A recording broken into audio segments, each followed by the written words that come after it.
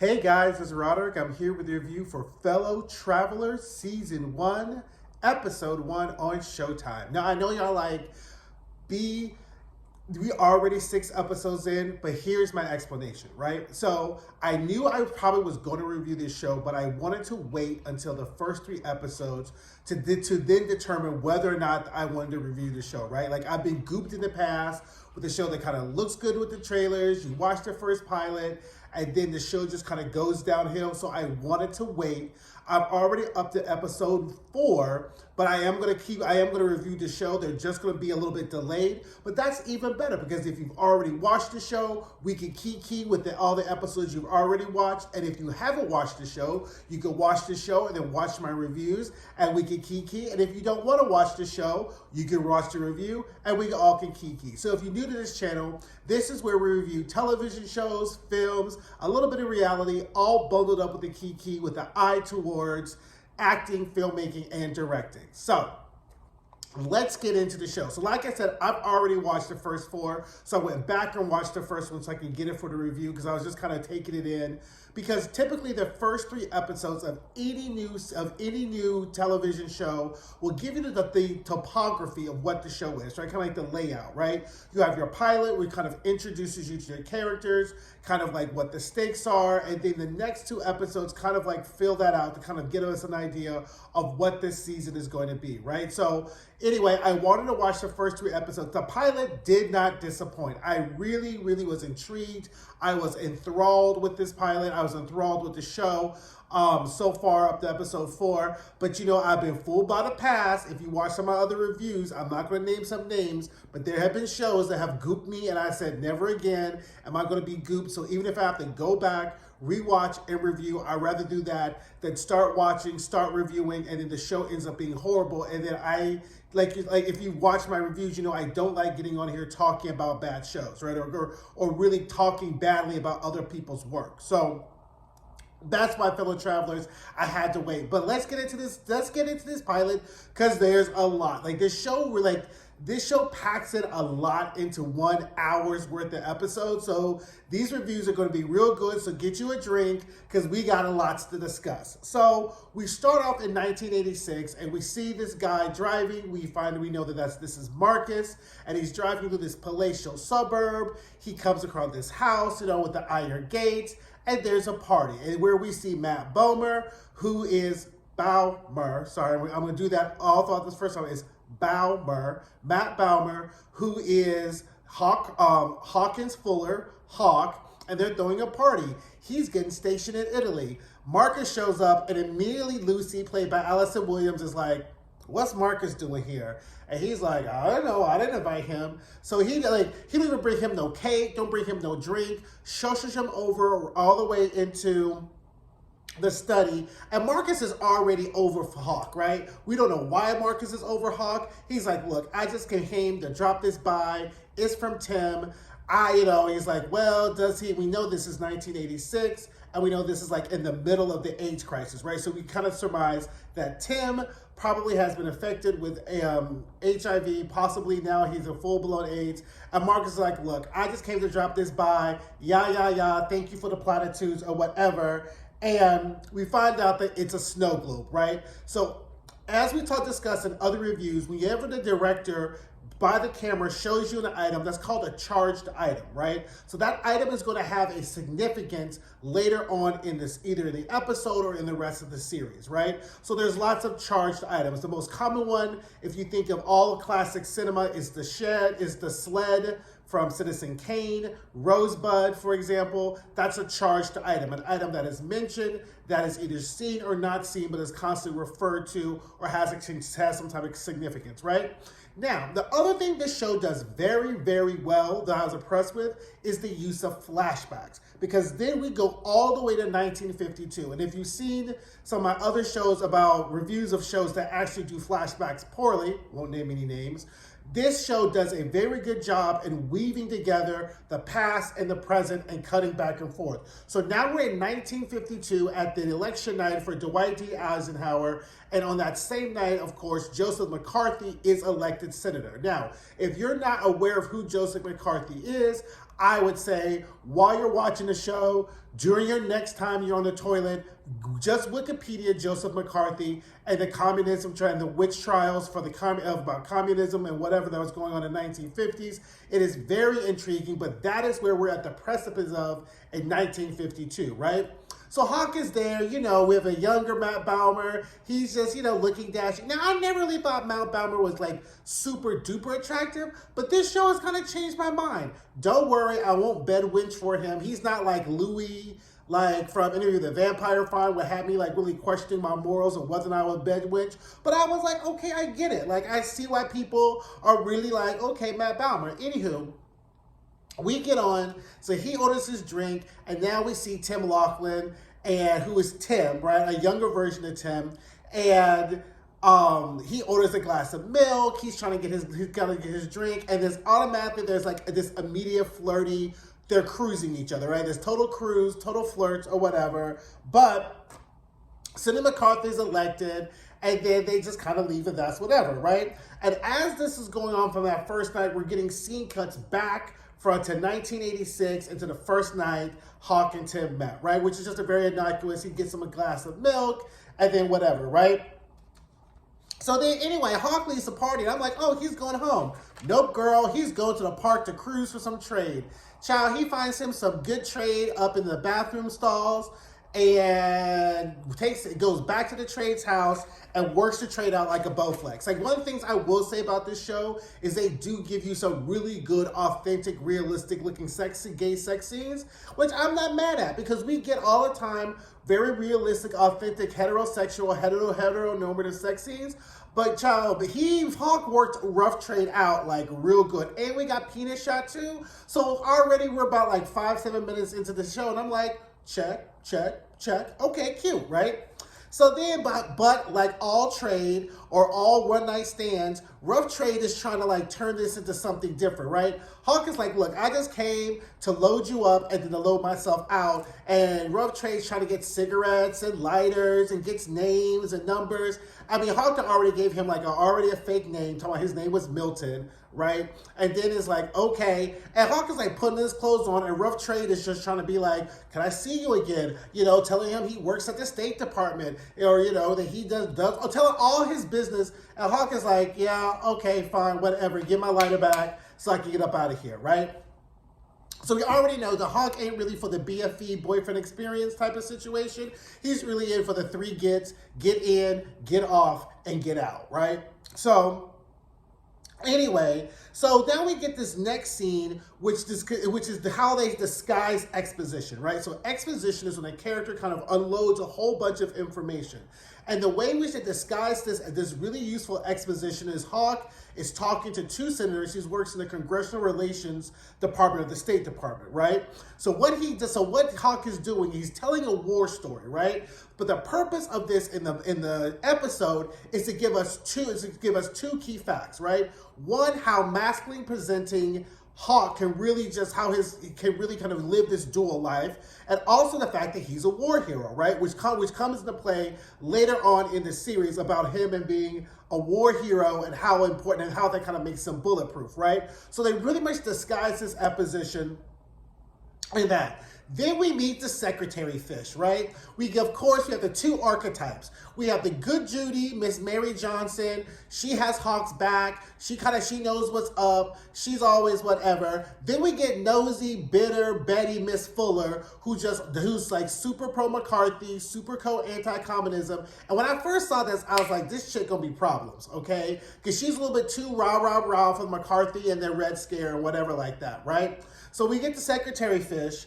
And then Hawk runs into Tim at the park. So then they're sitting in the park, and Tim had already looked him up at the directory, knows his name, knows where he works, knows where he went to school, the whole thing. And it's a very cute little, like, impromptu whatever. And Hawk is like, one of the things Matt Bomer really does and is really great in this role is he really does give you that old school kind of cruise, like before the days of Grindr and Scruff and Jack. Back in the days, you had to be interested to meet a man. If you wanted a man back in the days, pre-dating apps, you had to be interested. You had to seduce. You had to be, whatever. And he totally does that old school kind of like cruisy, flirty, whatever.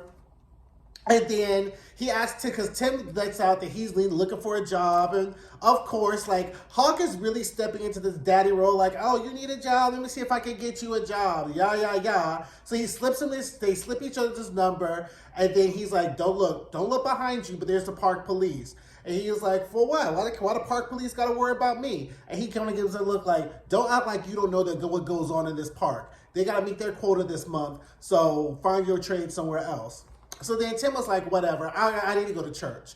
And then Hawk was like, well, I'll picture you all this afternoon on your knees in service. And I was like, you know what? I like that. I just like the old school classic ways of like cruising, picking up men before people were putting up fake pictures on Grindr and trying to text you to death or whatever like that. But that's a whole nother video for a whole nother story, right? So then the McCarthy hearings have begun. Hawk steps in, and then he runs into Marcus, right? So now we find out that Marcus and Hawk used to be really good Judies back in the day, right? So then we're introduced to Roy Cohn, right? And his other friend, right? Jerry Shine, right? So you're like, so Marcus spills the tea. There's like, yeah, I don't think his pamphlet or his hotels that Roy Cohn is. So I was like, what? Roy Cohn was in the closet too? So then they're all in there, they're doing the McCarthy hearings, and then we meet Senator Smith, right? And then we find out that they have a really good relationship, but it's a little bit more than that because Senator Smith, when they're done with their lunch, says, by the way, you know, Lucy's back from Europe. So now we know from the previous first scene that Lucy is Senator Smith's daughter, right? So we kind of know, okay, so the question is, how does this happen, right? Why does this happen? What is this going on, right? So then they come out, and Senator Smith sees Roy Cohn and Jerry Shine together, and he makes a disgusting, like, homophobic comment, and Hawk is like, yep, okay. So then we kind of see kind of like how Hawk is really kind of has to play into it. He's very pragmatic. He was like, if this is the role I gotta play, this is the role we gonna play, right? Meanwhile, back at Tim's sad little hovel apartment, child, he's up here making chicken noodle soup on a burner, and knock at the door, guess who it is? It's Hawk. And Hawk, he's like, what you doing here? He was like, whatever. So he shows up. He gets him a job or whatever. He's found a job. Hawk calls him and says, I got you a job. It's working for McCarthy. Sorry, I skipped ahead. So then he's like, don't forget. He says, also, don't remember, Joe McCarthy's very handsy, right? So I was like, is this another classic case going on? Anyway, Tim arrives at his first day. McCarthy is handsy, but Tim is very much into the anti-communism like regime that's going on in Washington, right? Now, Miss Fuller, Secretary Fish comes in, and she's all super rah because they're starting investigations, whatever, in their unit too, because she wants all the anti-communism, all the anti-McCarthy people all rooted out, right?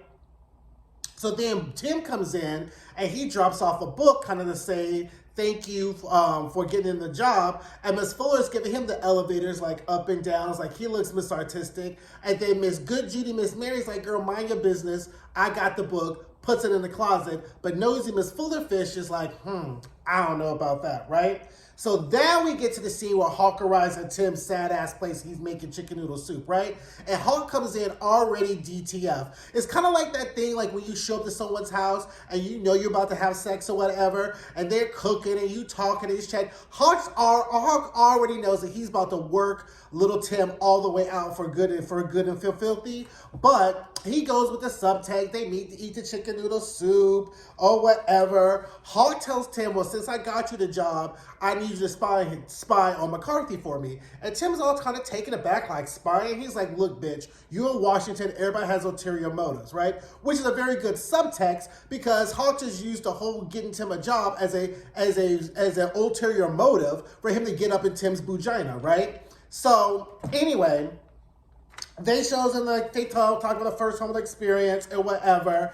And then Hawk doesn't share anything about himself, right? Tim's already getting for the boyfriend experience. Like Hawk, he hasn't even tasted Hawk's dick yet, and he's already telling him all his business. Needless to say, Hawk goes up behind him, starts doing, can I kiss you? Can I do whatever? You know, Tim is very devout. He was like, venial sins, mortal sins. And then Hawk is like, look, I'm going to get up in here anyway, so however you want to do it, you can keep playing cat and mouse, but you going to be in my mouth one way or another, right? And that's what happened. And we get another good sex scene. I mean, he just worked poor Tim all the way out. And I'm like, we didn't see no spit. We didn't see no lube. We didn't see no nothing. And he just really just opened Tim like a can all the way up. And I was here for it. I was like, okay, that's cute, right? And the sexual chemistry between these two actors, I apologize.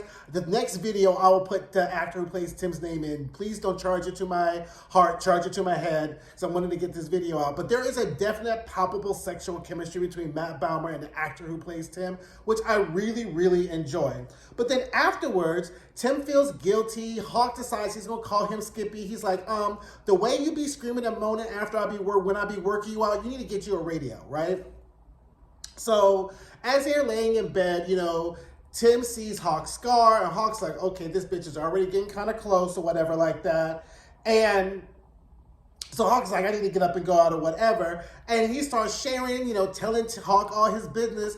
And Tim is like, I just want to get to know you. And Hawk pretty much is like, only thing about me you need to know is my dick, right? What it tastes like, what it smells like, and what this dick do, right? All this other BFE stuff ain't really for me, right? So then Hawk is at a party with the Congressional Relations. He summons Mary over or whatever like that. And Mary Good Judy Fish comes over. Already, I really like this Mary character because we all have that one friend, whether it's gay or female, who's just going to tell you the truth about yourself, even if they know you low down. She's like, so how you enjoying Look Homeward Bound Angel, right? So this is subtext again. Subtext is when a line means two things. It does not mean the obvious thing. What she really is like, how are you enjoying busting out that poor little boy Tim's asshole, right? And he's like, impressively, but I just can't seem to finish before looking for another one, right? And she's like, look, don't fuck him over, right? Don't fuck him over. But then before she can even go in and try to stop him from being the fuckboy that he is, here comes some George character who's all upset and needs to talk to Hawk. Hawk's like, okay, bye. Goes upstairs. George is crying because he's a closet case who's been followed and got caught coming out the chicken hut. And Hawk is like, bitch, you got caught coming out the chicken hut? Everybody knows the chicken hut is a gay bar. What's wrong with you? Well, Sylvie's going to be mad and Sylvie's going to leave me and I'm going to lose my job. Hawk is like, look, all you need to do is find you another name to give them so that way they can get the stink up off of you. He's like, well, I don't know nobody else. I can't give them no names. And Hawk is like, well, I can give them your name. Hawk is like, that's not necessary. Give me some days and I can find you a name or whatever, right? So I was like, oh, poor George. She's like, well, you're bulletproof because you have all these war medals. And Hawk is like, bulletproof, right? Now, then we flash forward to 1986. Hawk calls Mary, who's now a congresswoman, right? And she's like, and again, she knows Hawk for his ways and his works. And she's like, I know you call about Tim. You need to hurry up. He ain't got that much time. Here's his address. Don't fuck him over. Show up and do what you need to do and be a decent person, right? And he's like, okay, fine, whatever. So Lucy comes in with her grandkids, and we still see that Hawk is living this super dual life or whatever like that. And so then we run into, we go back to 1952. Hawk runs into Rough Trade from the park. Rough Trade, still, I guess, swirling in Hawk's center. I was like, hey, how are you? Hawk is like, who, me? I don't know you. Hoppo, who this? He's like, it's me. You know me. I'm sorry, you must be mistaken. He's like, you stuck up, blah, blah, blah. Don't be trying to play in my face and act like you don't know me. He was like, look, I don't know you. You had me mistake with somebody. So then Hawk pretends like he's going to a meeting, child, runs up the stairs, down the stairs, through another door, and goes back to his office with Nosy Fish still wondering why he's panting out of breath, right? So now Tim shows up at Hawk's place, right? And Hawk is mad, like, what the fuck you doing showing up at my place? Like, literally, like, Tim is just super sprung at this point, showing up at doors, not really, explaining shit what's going on or whatever. And Tim is like, look, I got some tea. These EOs about to come out. We don't know what it is. McCarthy and Eisenhower are fighting over this. And Tim's like, okay. So then, Tim's about to get ready to go out. And then Tim is like, well, shouldn't I be getting some dick for this information? He's like, well, I'm about to go to this party. And then Tim's like, I want to go to the party. He was like, you ain't got no clothes, you ain't got no beard, and I'm not doing, save a beard, trick day, side day, whatever like that. So then he's like, but I'm your boy, right? So because Hawk is really putting Tim in this submissive, they really have this kind of dom and sub type of relationship, right? So he was like, I'm your boy, and your boy wants to go. So Hawk is like, if you want to go, let's see what it's worth. I mean, Tim gets on his knees, Hawk put his whole ass foot up in his mouth, and then we have like the little blowjobby scene. And that's the entry. And he's like, I guess I can find you a beard. I guess I can find you a dinner coat or whatever, right? Again, another good sex scene. So then Tim arrives at the party, and then we say, so he's there, Lucy's there, and Marcus is there. And I call them the gay trinity, right? Because their little scenes together are actually really enjoyable. It kind of like reminds me of my scenes with like me and my gay friends. Because Tim is the kind of me person that, you know, you have that friend who be picking up random trade, and they bring around to you, and you just trying to want to warn your friend that their friend really ain't shit, but you ain't going to try to tell them like your friend ain't shit. So he's like, well, how do you know, Mark? How do you know, Hawk? We belong to the same club. Oh, did you? He was like, look, girl, that's none of your business, but know that we like to fuck without emotional attachment, so you've been warned. So Marcus tries to warn Tim already, like, look, girl, don't be getting caught up. Don't be letting this whole Cinderella experience open up your nose or whatever like that. But of course, Tim don't listen and whatever. So he's at the party. So then Roy Cohn and Gary show up with their beards or whatever. And Hawk is like, oh my God, let's just get out of here. We can go somewhere else, right? So then they go to this underground gay bar or whatever like that with the whole slide door, no password. And so it's gays, you have, you know, drag kings, drag queens, settings, like very cozy, like very nice. And, you know, they're having like their good BFA moment. They're like kissing, making out. And it's so funny because the way the scene was Hawk and Tim making out. And then you got Marcus down there looking like, oh, here this bitch go again with this random trade trying to fuck up our evening, right? Meanwhile, the bartender had already told him, like, because Tim was ready to get all lovey-dovey. He's like, look, when you see that red light on, you need to get you 6 feet away because it only takes 3 seconds for the police to come down, right? Tim doesn't care. He wants to have his whole Jasmine, you know, Aladdin moment or whatever with Tim, a whole new world and the whole thing, right? So they're making out and Tim is drunk. And then all of a sudden, Tim is like, are you going to marry Lucy Smith? And then this is like the first red flag of the fuckboy, right? So then Hawk gets mad and storms off, being like, why did you have to ruin our night? We were having a fun night. Why does it matter? And Tim's like, I just asked you a question. I was like, oh, you're a fuckboy. Anytime you ask somebody a question about their life who has already knows the taste of your asshole and they get mad about the question, they're about to fuck you over. I said, Tim, girl, don't do it. And I was like, Hawk is a whole ass fuckboy. But in my 20s, as Tim is, I probably would have stayed and fool-la-la and got my heart broken, whatever. But now with the whole ass age of like 47, I would have left him. I would have said, Marcus, let's go to brunch tomorrow and don't bring your fuckboy friend Hawk with you. So anyway, Hawk is getting ready, so now we go back to 1986, and Hawk is packing, and here comes Lucy with the little envelope being like, did you open it? She's like, bitch, I don't open your mail, but I know where you're about to go. And he's like, well, you know, you're the most important thing. And she's like, well, if I was everything, you wouldn't be going where you're going. So we're like, oh, does Lucy know? Like, how does this work? Let me tell you how this works, right? Hawk has compromised himself and his personal values to achieve power, and Lucy, being a white woman, has done the same, right? And so that calculus is pretty much easy, right? She can either be married to a closeted gay man who's attractive, up in power in Washington, or you know, be nothing, right? Because when we first meet Lucy, she was simple. She wanted to marry an ugly rich man, so that way she didn't have to work and didn't have to work to keep him if he was ugly, right? So what's the next best thing to an ugly rich man? A moderately rich white man in government who's also gay. Lucy knew exactly what she was getting into. So we don't feel no badly about Lucy, right? I don't know what's gonna happen the rest of the series, but as of episodes 1 through 4, I ain't feeling no bad for Lucy because Lucy knew what she's getting into, right? Meanwhile, Hawk don't work Tim so badly out, right? he done went to church and he decides that he's going to repent for all of his sins.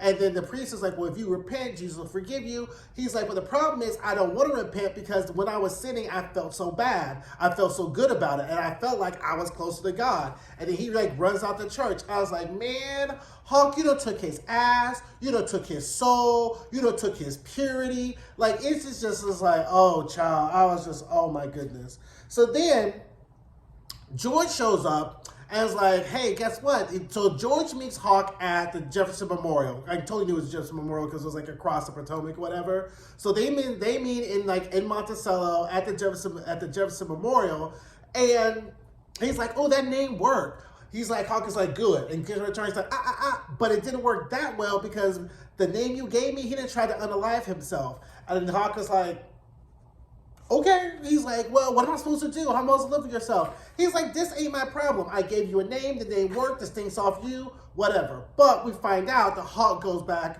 gets some money out of his safe, and drops it over at Rough Trade's house because the reason he tried to unalive himself is because Hawk gave him up, right? Now, meanwhile, Nosy Fish, Miss Fuller, done went in the office and she done found the book, then she done opened it up and read it, and so she's super suspicious. So we like, oh shit, is she gonna be the one to put, to get the people's notes sent up on Hawk, right? So anyway, Hawk shows up at his place, and in classic fuckboy mode, he now feels bad because Rough Trade kind of kill himself. So he does this kind of like faux vulnerability where he like talks about like his first lover, Kenny, and how him and Kenny had a great relationship, and Kenny followed him into the army, and Kenny died. Like, it's that fake sharing he does to make Tim think that he's really being vulnerable, when actually he's just showed up to Tim's because he just wants to fucking just be with somebody for the day because he feels really badly by himself. And then Tim does the whole, what should I do? I don't know. And he does, this is the classic line, you should go upstairs and lock the door. Which, if I was him, I would have done. But of course, Tim doesn't do that. Tim's like, the door doesn't lock. So then Tim comes and follows up. And I was just like, Tim, girl, you know what? Just leave him alone, right? But back in San Francisco, Hawk is there at a diner, and he picks up the phone and he calls Tim. And so we first get the first glimpse of present time Tim. And he's sitting there. This is a very shadowy, cast by the light. It was just a beautiful scene. And he's like, hey, I'm in San Francisco. I knew you probably would have told me not to come if I had just called. So I'm at the diner or other place from your house. Can you come down or whatever? Tim just hangs up the phone, right? And so we're sitting there, and Hawk is just sitting there, and he's watching all these people. And it's 1986 in San Francisco. Even though it's at the height of the AIDS crisis, you're seeing all these gay men who are living their out proud lives. And here's Closet of Hawk, you know, in his like Ralph Lauren, whatever, living his double closeted life.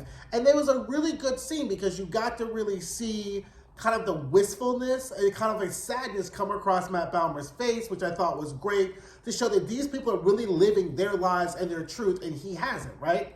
But whatever. So anyway, as we're cutting back to 1950s, we find out that the Lavender Scare is about to begin. This is when the government starts trying to sort out deviants, sexual deviants.